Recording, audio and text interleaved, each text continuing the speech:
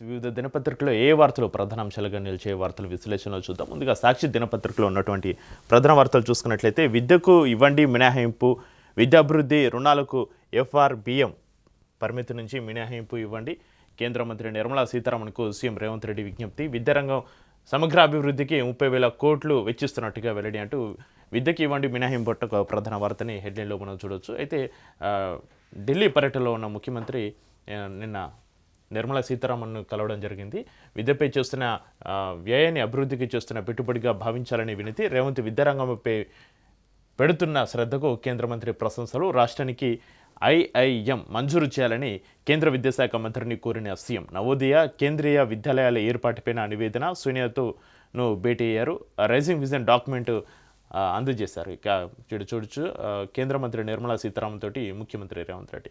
తెలంగాణ విద్యారంగ అభివృద్ధికి తాము తీసుకుంటున్న చర్యలకు మద్దతుగా నిలవాలని కేంద్ర ఆర్థిక మంత్రి నిర్మలా సీతారామన్కు ముఖ్యమంత్రి రేవంత్ రెడ్డి విజ్ఞప్తి చేశారు. రాష్ట్రంలో విద్యారంగ సమగ్ర అభివృద్ధికి తమ ప్రభుత్వం 30,000 కోట్లు వెచ్చించినట్లుగా తెలిపారు. ఈ నిధుల సమీకరణకు తాము ప్రత్యేక ప్రయోజన సంస్థ ఎన్పిసిను ఏర్పాటు చేయనున్నామని, దాని ద్వారా సేకరించే రుణాలకు ఎఫ్ఆర్బిఎం పరిమితి నుంచి మినహాయింపు ఇవ్వాలని కోరారు. తెలంగాణలో అత్యధిక సంఖ్యలో ఉన్న బీసీ, ఎస్సీ, ఎస్టీ, మైనారిటీ వర్గాల పిల్లలకు నాణ్యమైన విద్యను అందించేందుకు రాష్ట్ర ప్రభుత్వం తీసుకుంటున్న చర్యలను కేంద్ర మంత్రికి వివరించారు. నిర్మలా సీతారామన్ తోటి పార్లమెంటు ఆవరణలోని ఆమె ఛాంబర్లో రేవంత్ రెడ్డి మంగళవారం భేటీ అయ్యారు. ఈ సందర్భంగా రాష్ట్ర వ్యాప్తంగా 105 శాసనసభ నియోజకవర్గాల్లో నిర్మిస్తున్న యంగ్ ఇండియాకి సంబంధించి చర్చించడం జరిగింది. అయితే బీసీ, ఎస్సీ, ఎస్టీ, మైనారిటీ వర్గాల పిల్లలకు నాణ్యమైన విద్యను అందించాలంటే కేంద్ర రాష్ట్ర ప్రభుత్వాల కూడా సమన్వయంగా వెళ్తూ మాత్రం అది సాధ్యమవుతుంది. దానికి సంబంధించి సీఎం రేవంత్ రెడ్డి నిర్మలా సీతారామన్ని కలవడం మంచి పరిణామం అని చెప్పుకోవచ్చు. ఇక రోజ్గార్ బిల్లుపై ఆగ్రహ జ్వాలలు. జాతీయ గ్రామీణ ఉపాధి హామీ పథకం స్థానంలో కొత్త చట్టం అంటే ఒక వార్త కూడా ప్రధాన వార్తగా నిలుస్తుంది. ఇక లోక్సభలో విబిజీ రామ్జీ బిల్లును ప్రవేశపెట్టిన కేంద్రం తీవ్రంగా వ్యతిరేకించిన ప్రతిపక్ష సభ్యులు పేదల జీవనోపాధి హక్కును దెబ్బతీస్తున్నారని మండిపాటు. లోక్సభ లోపల బయట ఆందోళనలు. బిల్లును పార్లమెంటరీ కమిటీకి పంపించాలని డిమాండ్. ఇక రోజ్గార్ బిల్లుపైన నిన్న మొత్తం ఆగ్రహ జ్వాలలు అయితే వ్యక్తమయ్యాయి దేశవ్యాప్తంగా. ఇక సాజిద్ ఫ్రమ్ పాత బస్తీ.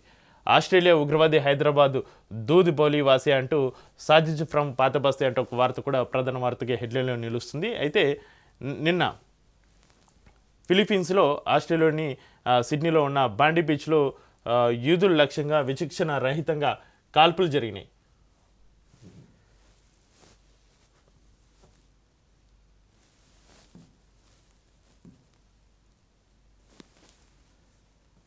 అయితే అక్కడ కాల్పులు జరిపిన సాజిద్ ఫ్రమ్ పాత బస్తీ అంటూ హైదరాబాద్ మూలాలైతే ఇక తెలుస్తుంది. ఆస్ట్రేలియా ఉగ్రవాది హైదరాబాద్ దూద్ బౌలి వాసి. 1998లో ఉన్నత చదువుల కోసం ఆస్ట్రేలియాకు పయనం.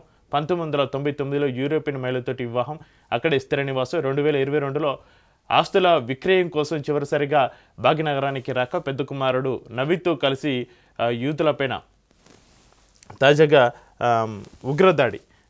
అందుకోసం ఫిలిప్పీన్స్ వెళ్ళి వారిద్దరూ ఉగ్రశిక్షణ పొందినట్లుగా గుర్తింపు. ఆస్ట్రేలియాలోని సిడ్నీలో ఉన్న బాండీ బీచ్లో యూదుల లక్ష్యంగా విచక్షణ రహితంగా కాల్పులకు తెగబడ్డ ఐసిస్ ఉగ్రవాద తండ్రి కొడుకులైన సాజిద్ అక్రమ్, నవీద్ అక్రమ్ తండ్రికి హైదరాబాద్లో లింకులు ఉన్న విషయం వెలుగులోకి వచ్చింది.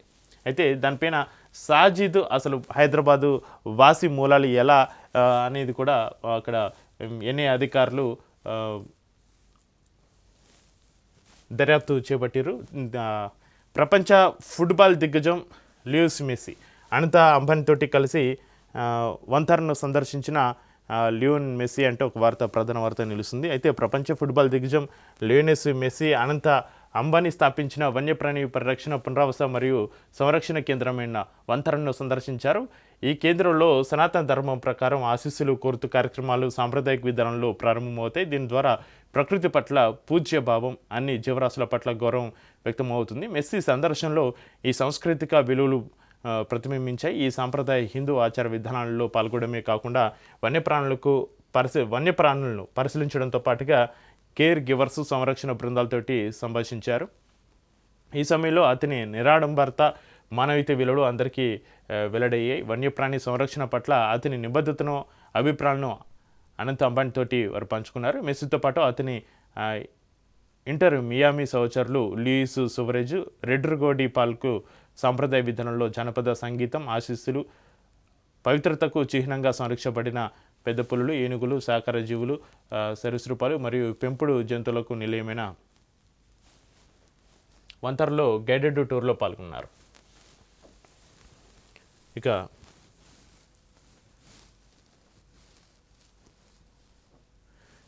తుది విడత పంచాయతీ నేడే ఉదయం 7 నుంచి మధ్యాహ్నం 1 గంట వరకు ఓటింగ్ పూర్తయ్యాక కౌంటింగ్ అంటూ ఒక ప్రధాన వార్తగా నిలుస్తుంది. ఈరోజు 3వ విడత పోలింగ్ జరుగుతుంది.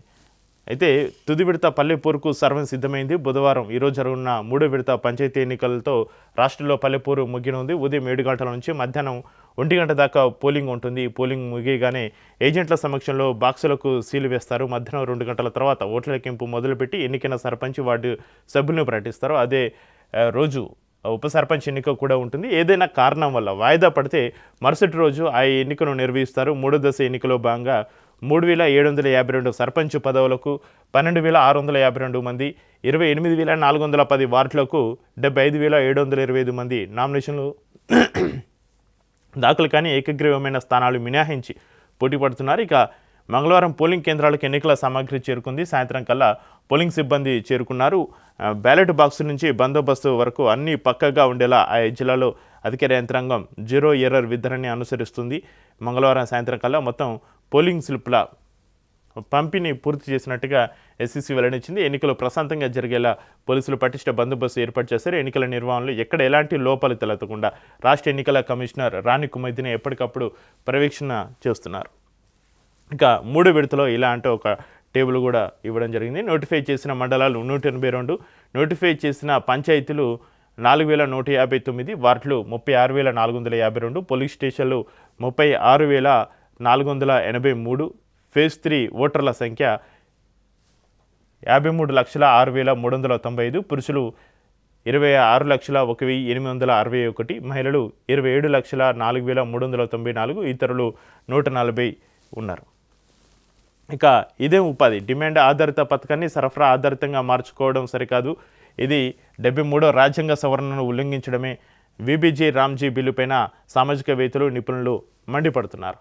ఇక రామగుండం సరే, మిగతా 2 కష్టమే. మక్తల్ ప్లాంట్లకు బొగ్గు సరఫరా ఇబ్బంది, పల్వంచ ప్లాంట్కు వ్యయం ఎక్కువ, యూనిట్ కాస్ట్ పెరిగే అవకాశం, విద్యుత్ శాఖకు కన్సల్టెన్సీ నివేదిక అంటూ రామగుండం సరే, మిగతా 2 కష్టమే అంటూ కూడా వార్త హెడ్లైన్లో నిలుస్తుంది.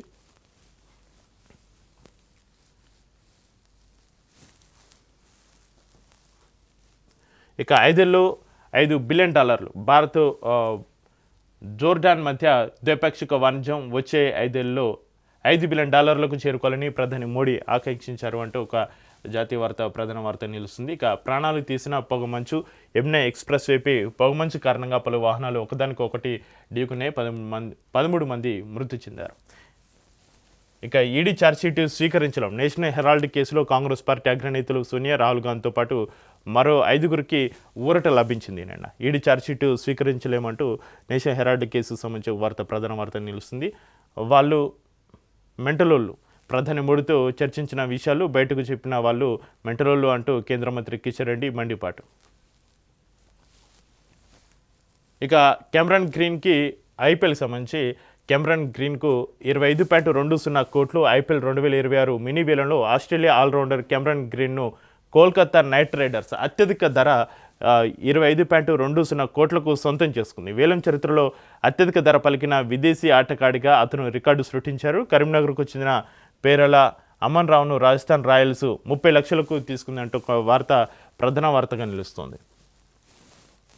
ఇక వెలుగు దినపత్రికలో ఏ వార్తలు ప్రధాన వార్తలుగా నిలిచాయో హెడ్లైన్స్ ఒకసారి చూద్దాం.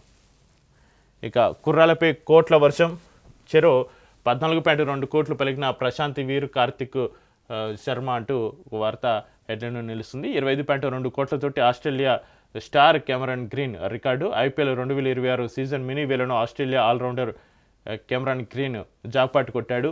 25.20 కోట్లతోటి కోల్కతా నైట్ రైడర్స్ టీంలో చేరిన అతను ఐపీఎల్ చరిత్రలో అత్యధిక ధర పలికిన విదేశీ క్రికెటర్గా రికార్డుకెక్కాడు. ఇండియా అన్క్యాప్టెడ్ క్రికెటర్లపైన కోట్ల వర్షం కురిసింది. యూపీకి చెందిన 20 ఏళ్ల స్పిన్ ఆల్రౌండర్ ప్రశాంత్ వీర్, రాజస్థాన్కు చెందిన 19 ఏళ్ల wicket keeper batter Karthik Sharma చెరో 14.20 కోట్లతోటి చెన్నై జట్టులో చేరారు.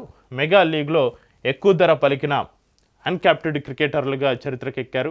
ఇక సన్ రైజర్స్ హైదరాబాద్ ఫ్రాంచైజీ ఎప్పట్లానే తెలంగాణ క్రికెటర్లను పట్టించుకోలేదు. హైదరాబాద్కు చెందిన పేరల అమన్ రావు 30 లక్షలతోటి రాజస్థాన్ రాయల్స్ టీంలో చేరాడు. ఇక ఐడిపిఎల్ భూములపైన విజిలెన్స్ ఎంక్వైరీ అంటూ ఒక ప్రధాన వార్త నిలుస్తుంది. వెలుగు దినపత్రికలో చూసుకున్నట్లయితే సమగ్ర దర్యాప్తునకు ఆదేశించిన రాష్ట్ర ప్రభుత్వం అంటూ హెడ్లైన్స్. ఎస్పీ ఆధ్వర్యంలో స్పెషల్ టీం ఏర్పాటు, రెవెన్యూ రికార్డులు సేకరిస్తున్న విజిలెన్స్. కుక్కడిపల్లిలోని 376 సర్వే నెంబర్లో భూముల అన్యక్రాంతం, 1000 కోట్ల భూముల కబ్జాపైన ఎమ్మెల్యే మాధవరం, ఎమ్మెల్సీ కవిత పరస్పర ఆరోపణలు, వీటి ఆధారంగానే కొనసాగుతున్న విచారణ అంటూ హెడ్లైన్స్ చూడొచ్చు. హైదరాబాద్లోని ఐడిపిఎల్ భూముల అన్యక్రాంతి వ్యవహారంపైన సమగ్ర విచారణ జరిపి వాస్తవాలను వెలికి తీయాల్సిందిగా విజిలెన్స్ అండ్ ఎన్ఫోర్స్మెంట్ డైరెక్టర్ను రాష్ట్ర ప్రభుత్వం ఆదేశించింది. కుక్కడిపల్లి పరిధిలోని సర్వే నెంబర్ 376లో ఉన్న 3000 కోట్ల విలువ చేసే భూములు అక్రమంగా ఎవరి చేతిలోకి వెళ్ళాయి, ఈ వ్యవహారం వెనుక ఉన్న అసలు సూత్రధారులు ఎవరు అనే అంశంపైన నిగ్గు తేల్చేందుకు విజిలెన్స్ యంత్రాంగాన్ని రంగంలోకి దించిందంటే ఒక ప్రధాన వార్తగా నిలుస్తుంది. ఇక యంగ్ ఇండియా స్కూళ్లకు సపోర్ట్ చేయండి, విద్య కోసం 30,000 కోట్లు ఖర్చు చేస్తాం, లోన్లను ఎఫ్ఆర్బిఎం పరిధి నుంచి మినహాయించండి, కేంద్ర ఆర్థిక మంత్రి నిర్మలా సీతారామన్కు సీఎం రేవంత్ రెడ్డి వినతి అంటూ యంగ్ ఇండియా స్కూళ్లకు సపోర్ట్ చేయండి అంటూ ఒక వార్త వెలుగు దినపత్రికలో హెడ్లైన్లో నిలిచింది. ఇక మంగళవారం ఢిల్లీలో కేంద్ర మంత్రి నిర్మలా సీతారామన్ తోటి భేటీ అయిన సీఎం రేవంత్ రెడ్డి, కేంద్ర విద్యాశాఖ మంత్రి ధర్మేంద్ర ప్రధాన్ తోటి సీఎం.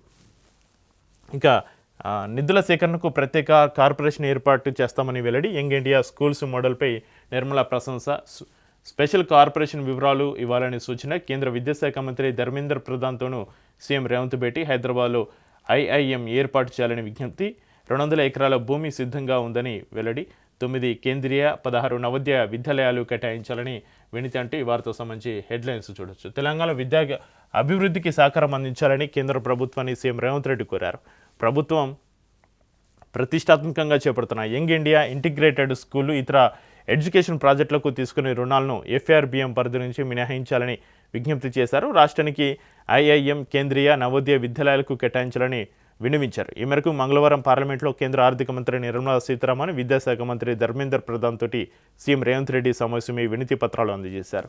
యంగ్ ఇండియా స్కూళ్లతో లక్షలాది మందికి విద్యారంగంపైన స్పెషల్ ఫోకస్ పెట్టామని, తాము తీసుకుంటున్న చర్యలకు మద్దతుగా నిలవాలని కేంద్ర ఆర్థిక శాఖ మంత్రి నిర్మలా సీతారామన్ను సీఎం రేవంత్ రెడ్డి కోరారు. ఈ సందర్భంగా విద్యా అభివృద్ధికి తీసుకుంటున్న చర్యలను వివరించారు. రాష్ట్ర వ్యాప్తంగా 105 నియోజకవర్గాలు యంగ్ ఇండియా ఇంటిగ్రేటెడ్ స్కూళ్లను నిర్మిస్తున్నాం. వీటిలో 5 నుంచి 12వ తరగతి వరకు ఒక్కో స్కూల్లో 2,560 మంది చొప్పున మొత్తం 2.07 లక్షల మంది విద్యార్థులకు నాణ్యమైన విద్య అందుతుంది. ఈ స్కూలు సమీపంలోని ప్రభుత్వ పాఠశాలలకు ఎడ్యుకేషన్ హబ్లుగా ఉండడంతో పరోక్షంగా లక్షలాది మంది విద్యార్థులకు ప్రయోజనం కలుగుతుంది.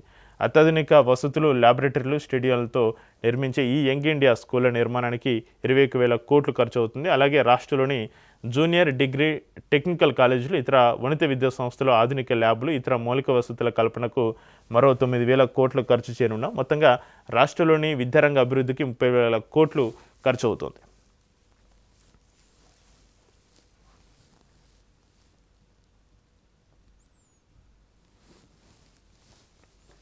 ఇక బస్సులు, కార్లు ఢీకొని మంటలు, 13 మంది సజీవ దహనం. యూపీలోని యమునా ఎక్స్ప్రెస్ వేపై ఘోర ప్రమాదం చోటు చేసుకుంది.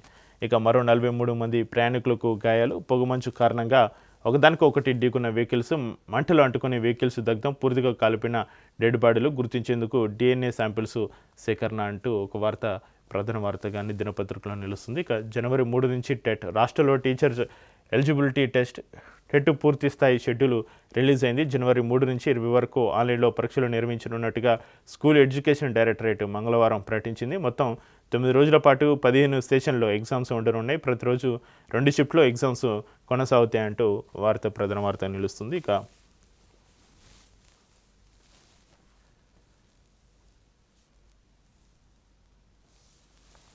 పోలవరం నల్లమల సాగర్ను అడ్డుకోండి, సుప్రీంకోర్టులో తెలంగాణ ప్రభుత్వ పిటిషన్.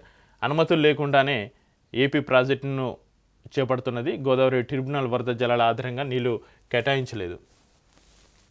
ఇప్పటికే నికర జలాల ప్రాజెక్టుల అనుమతులకు దరఖాస్తులు చేసినాం. వరద జలాల ఆధారంగా ఏపీ ప్రాజెక్టు కడితే కేటాయింపులో గందరగోళం.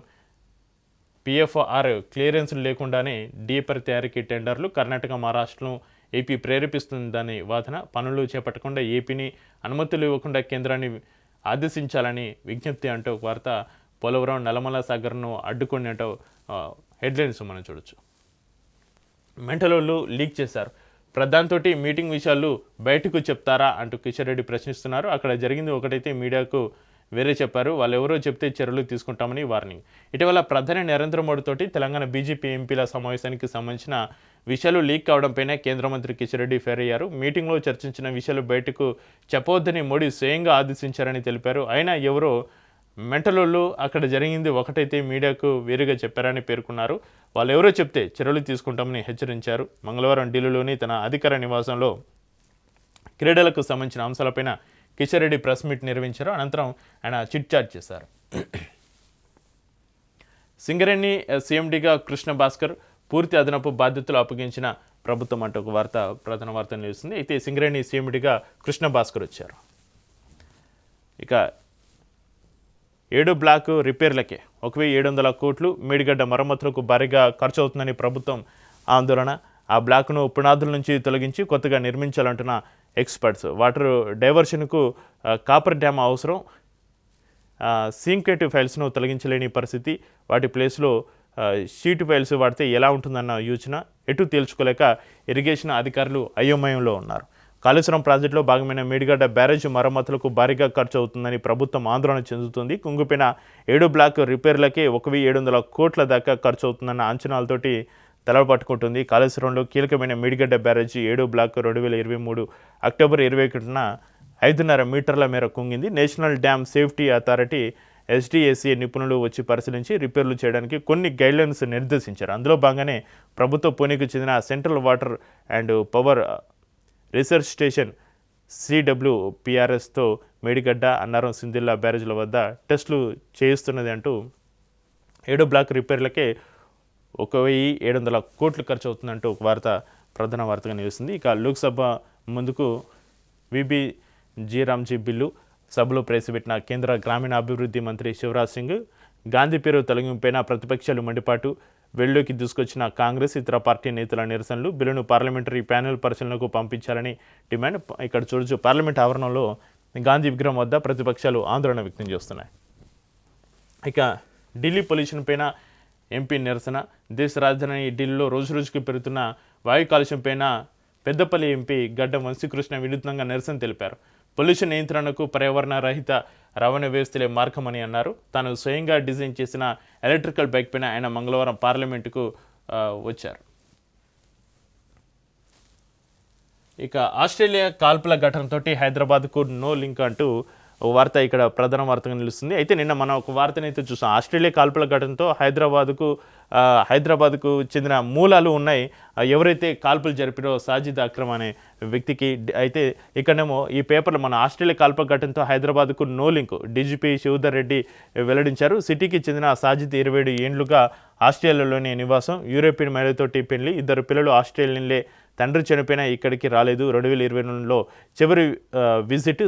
సాజిద్ ఉగ్రచర్యకు మన సిటీకి ఎలాంటి సంబంధం లేదని ఒక ప్రకటన కూడా విడుదల చేయడం జరిగింది. DGP శివధర్ రెడ్డి వెల్లడించారు. ఇవి వెలుగు దినపత్రికలో ఉన్నటువంటి ప్రధాన వార్తలు. ఇక నమస్తే తెలంగాణలో ఏ వార్తలు ప్రధాన వార్తలుగా నిలిచాయో హెడ్లైన్స్ ఒకసారి చూద్దాం.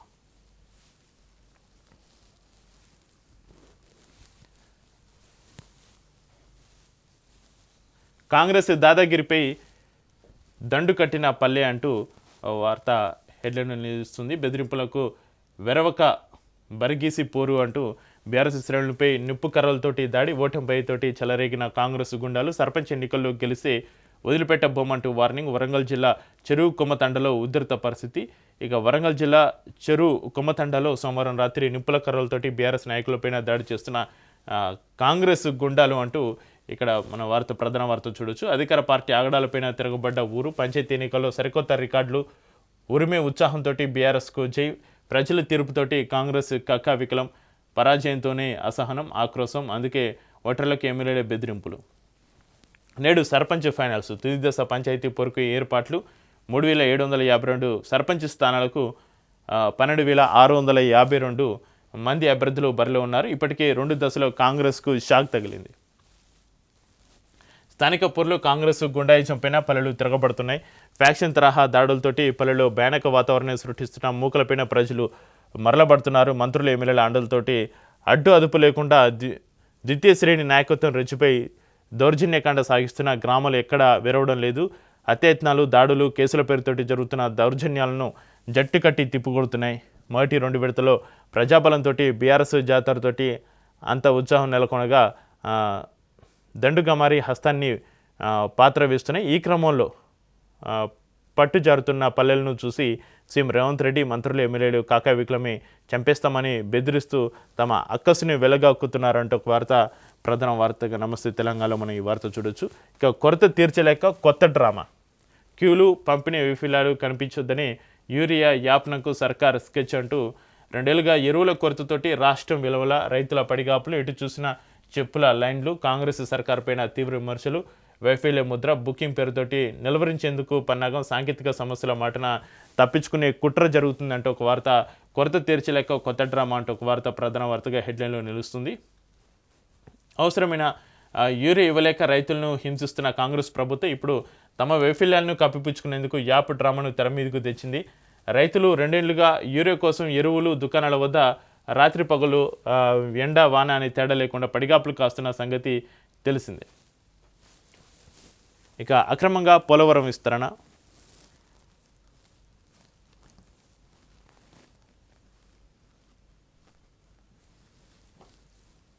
అక్రమంగా పోలవరం విస్తరణ అంటూ ఒక వార్త హెడ్లైన్లో నిలిచింది. ఇక పీబీఎల్పీ, పిఎన్ఎల్పీ ద్వారా సమర్థల పెంపు, ట్రిబ్యునల్ అవార్డు విభజన చట్టానికి విరుద్ధం, సిడబ్ల్యూసి మార్గదర్శకాలను కాలరాస్తున్న ఏపీ, కేంద్ర సంస్థలకు ఫిర్యాదు చేసిన ఫలితం శూన్యం, తక్షణం జోక్యం చేసుకోవాలి, ఏపీని నిలువరించాలి, తెలంగాణ జల హక్కులకు రక్షణ కల్పించాలి, సుప్రీంకోర్టులో తెలంగాణ ప్రభుత్వం పిటిషన్ వేసింది. ఇక ట్రిబ్యునల్ అవార్డులు, కేంద్ర జల సంఘం సిడబ్ల్యూసి మార్గదర్శకాలు మంజూరు చేసిన అనుమతులకు విరుద్ధంగా ఆంధ్రప్రదేశ్ ప్రభుత్వం పోలవరం ప్రాజెక్టు సామర్థ్యాలను విస్తరిస్తున్నది అని ఆరోపిస్తూ తెలంగాణ ప్రభుత్వం సుప్రీంకోర్టును ఆశ్రయించింది. అనుమతులు లేకుండా పోలవరం, బనకచర్ల, పోలవరం, నల్లమల సాగర్ లింకులు ప్రాజెక్టులను చేపడుతుందని ఆరోపించింది. దీంతో తెలంగాణ జల హక్కులకు తీవ్ర విఘాతం వాటిల్తున్నదని ఆందోళన వ్యక్తం చేస్తుంది. ఇక లియోనెల్ మెస్సీ వంతెనను సందర్శించినప్పుడు పవిత్రమైన భారతీయ సంప్రదాయాలు మరియు వన్యప్రాణులతోటి మరపురాని అనుభవాలను పంచుకున్నారు అనంత్ అంబానీ అంటూ వార్త ప్రధాన వార్తగా నమస్తే తెలంగాణలో ఇది ఎక్కువ స్పేస్ తీసుకోవడం జరిగింది ఈ వార్త. ఇక జామ్నగర్ ఇండియా అనంత్ అంబానీ స్థాపించిన వన్యప్రాణుల సంరక్షణ, పునరావాసం మరియు పరిరక్షణ కేంద్రమైన వంతెనను global football icon Lionel Messi ప్రత్యేకంగా సందర్శించారు. ఈ కేంద్రంలో సాంప్రదాయకంగా సనాతన ధర్మానికి అనుగుణంగా ఆశీర్వాదాలు కోరుతూ కార్యక్రమాలు ప్రారంభమయ్యాయి. ఇది ప్రకృతి పట్ల గౌరవం మరియు అన్ని జీవుల పట్ల గౌరవాన్ని ఉద్ఘాటిస్తుంది. సాంప్రదాయ హిందూ ఆచారాల్లో పాల్గొనడం, వన్యప్రాణులను గమనించడం మరియు సంరక్షకులు మరియు పరిరక్షణ బృందాలతోటి సంబంధించడం ద్వారా మెస్సీ సందర్శన ఈ సాంస్కృతిక పద్ధతులను ప్రతిబింబిస్తోంది. ఇక్కడ మెస్సీని ఆలింగనం చేసుకుంటున్న అనంత్ అంబానీ. ఇవి నమస్తే తెలంగాణలో ఉన్నటువంటి ప్రధాన వార్తలు. ఇవి ఈరోజు ఉన్నటువంటి వివిధ దినపత్రికల్లో ఉన్నటువంటి వార్తా విశ్లేషణలు. చూస్తూనే ఉండండి రాష్ట్ర న్యూస్.